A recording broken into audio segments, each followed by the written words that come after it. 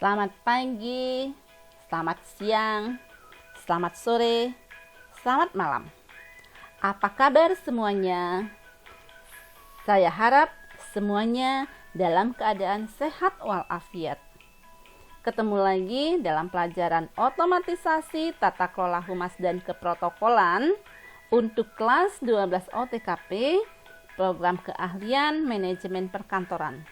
Bersama saya, Niwayan Rusma Dewi Putri. Kita masih dalam kompetensi dasar 3.16 dan 3.14, yaitu menerapkan notula pertemuan atau rapat dan membuat notula pertemuan atau rapat.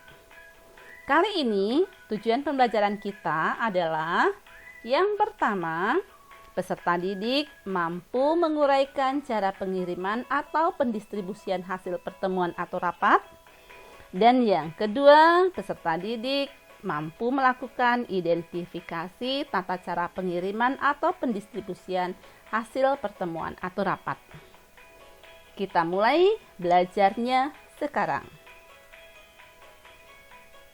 Terlebih dahulu, kita akan belajar tentang pendistribusian hasil rapat. Seperti yang kita ketahui bahwa hasil keputusan rapat haruslah diketahui oleh para peserta rapat serta pihak-pihak lain yang memerlukannya. Jadi setelah rapat selesai, sekretaris yang dalam rapat bertugas sebagai notulis, kemudian dia harus memperbaiki, mengolah, memproses, menggandakan dan juga mendistribusikan hasil pertemuan atau notula rapat kepada pihak-pihak yang berhak atau dianggap perlu membaca hasil pertemuan tersebut. Pengertian pendistribusian hasil rapat adalah kegiatan membagikan hasil rapat kepada seluruh peserta rapat, baik yang hadir maupun yang tidak hadir, ataupun kepada pihak luar atau ekstern dalam bentuk dokumen hasil penggandaan maupun melalui buku ekspedisi, pesawat telepon, dan media massa. Syarat pendistribusian hasil rapat.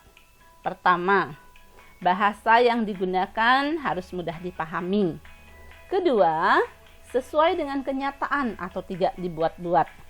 Dan yang ketiga, merata ke seluruh peserta rapat. Tahap-tahap pendistribusian hasil rapat. Pertama, hasil rapat diperbaiki dulu. Setelah diperbaiki, yang kedua diteliti. Kemudian yang ketiga diproses.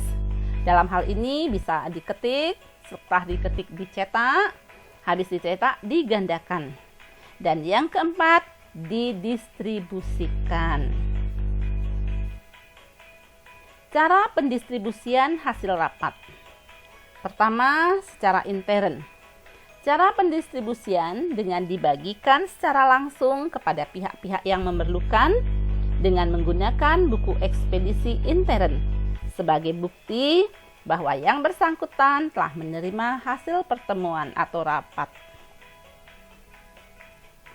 Ini adalah contoh dari buku ekspedisi yang dipergunakan untuk mendistribusikan hasil pertemuan dalam organisasi kita.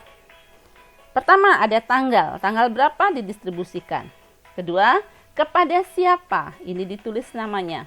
Kemudian alamatnya, dia di bagian apa.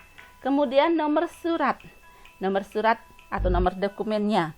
Kemudian siapa yang menerima. Ditulis nama jelas dan jangan lupa tanda tangan. Karena penandatanganan buku ekspedisi sebagai bukti bahwa dokumen memang betul sudah diterima oleh yang bersangkutan. Secara ekstern, jadi cara pendistribusian ini menggunakan alat bantu seperti pertama, bisa melalui faksimil, yang kedua boleh melalui email, yang ketiga bisa melalui jasa perusahaan pos, yang keempat melalui jasa petugas atau kurir perusahaan, yang kelima melalui pesawat telepon, dan lain sebagainya. Fungsi pendistribusian hasil rapat.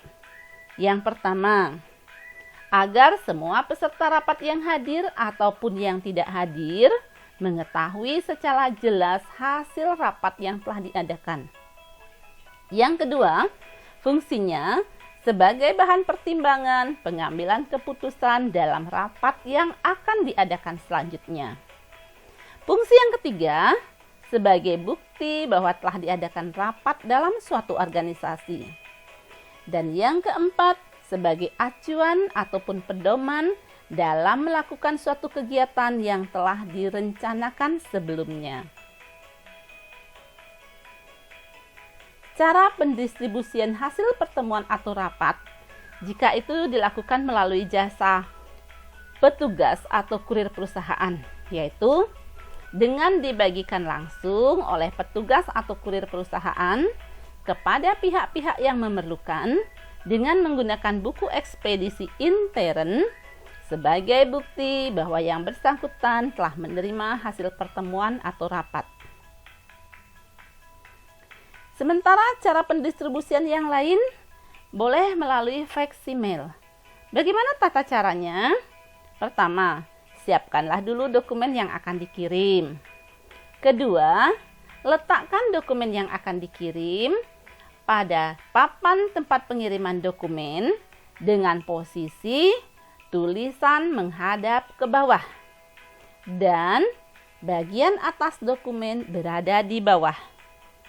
Selanjutnya, tekan tombol quality sampai pada layar tertulis pilihan standar, fine, atau half tone. Pilihlah kualitas hasil pengiriman dokumen yang diinginkan. Berikutnya, tekan tombol monitor. Setelah itu, tekan nomor faksimiil yang dituju. Kemudian tekan tombol start atau copy. Secara otomatis mesin faksimiil akan memutar sendiri dan akan terdengar melalui speaker monitor hubungan tersambung ataupun tidak. Dan apabila pengiriman sedang berlangsung tetapi hendak dibatalkan atau hanya bagi sebagian dokumen saja yang akan dikirim, maka tekanlah tombol eject atau reset. Bagaimana cara pengiriman hasil rapat melalui email? Pertama, buka situs website. Misalnya, kita menggunakan http yahoo.com. Boleh. Kemudian, klik menu mail. Isikan Yahoo ID dan passwordnya. Kemudian, klik sign in. Klik menu new, kemudian pilih email message. Selanjutnya, akan muncul lembar kerja. Nah, ketikkanlah alamat email yang dituju pada kolom to dan ketik topik mengenai hasil pertemuan pada kolom subjek. Tulis berita atau surat pengantar pada lembar kerja yang kosong. Kemudian, klik attach untuk melampirkan dokumen hasil rapat. Kemudian cari file hasil rapat yang akan dikirim. Setelah itu, jadi setelah ada proses attachment selesai, maka kliklah menu send. Demikianlah pelajaran kita kali ini. Tetap semangat belajar, jaga kesehatan, ikuti anjuran pemerintah untuk memutus penularan COVID-19.